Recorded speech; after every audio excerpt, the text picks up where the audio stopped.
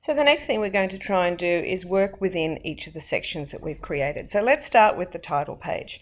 You can work with the text by giving instructions to put it in bold, that's emphasizing it, or to put it in the text in italics, which is accent.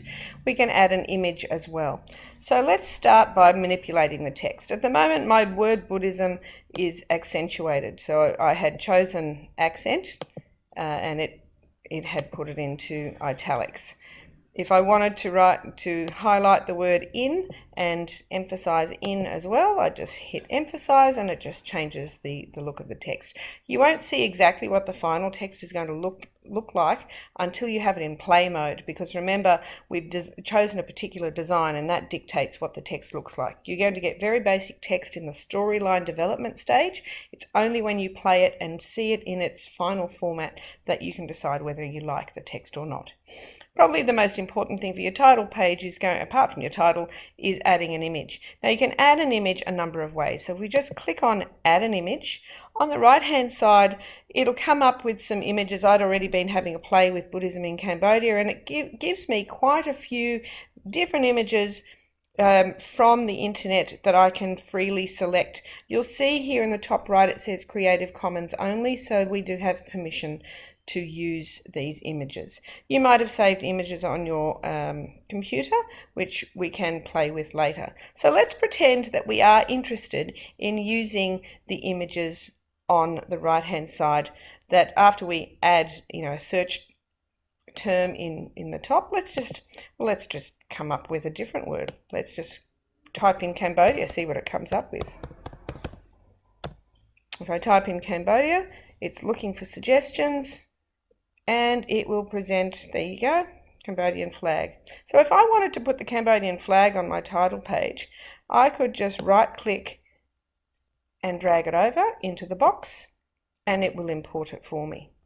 If I decide that I really did want something to do with Buddhism, then I could change my search terms and just type in Buddhism, see what it came up with, and I could replace that picture of the flag with, let's just say, the Dharma wheel. Put the Dharma wheel in there. It's created an image card that I no longer want, so I can just click on the rubbish bin here in the top right and get rid of that. Didn't want that to happen. Let's just say that I really wanted to include an image that I had saved on my desktop. So how do we go and find something we've already saved on the desktop? Up here in the middle of your page here, there is a suggested box with an arrow. Click on the arrow and it drops down a number of options. These are options for where you can source your images. You might have something saved on OneDrive. I have actually created a folder on my desktop, so I'm going to click on My Device. So if I click on My Device, it should give me a list of options here on the left where I can choose from. It's on my desktop, but I've already opened it. So let's just say I want to include this image here of monks meditating. So I would just double click on that image, and with any luck, it will import that image. Now I didn't want it to be in a different box, I actually wanted it to be in the title, so I can just click and drag on that and it will exchange the images. I've decided I don't want this extra box here. Click on the large box, hit the rubbish bin, and off it goes. So I'm happy now. I've got the image that I was really after. Here in the top right of the box is an option called Focus Points.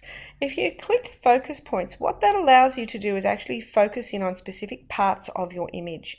And it also, when you actually put it in play mode, can actually pan the screen across the image. So let's click on Focus Points for a minute. You'll see on the right hand side it brings up the image. Now you can simply say the entire image is important by clicking that button. But if the entire image isn't important, let's just say we just wanted the hands, we wouldn't tick that box. We would get our mouse And it says here at the top, tap on what's important so that Sway can position your image. Tap again to remove. So I'm really interested in having the hand as the focus point. So I've tapped it, and you can see the green circle there suggests that that's where it's going to focus when I do it in final play mode. So if I just wanted to limit most of the images to a particular part of the picture, I draw multiple circles, and then I would hit reset. Because what's that saying is, see those circles that I've selected? That's what I want you to focus on. So I've decided that that's exactly the area of the image that I want to appear in my final product. So once I'm happy with my selection, just click off using the cross, and when we watch it at the end, you'll see that it focuses in on the hand. And if you want a bit of a preview, all you need to do is go to the top, on the black ribbon at the top, hit play, and it'll show you what it would look like in the final product. To return to your storyboard, you just hit edit, and we're back to where we started.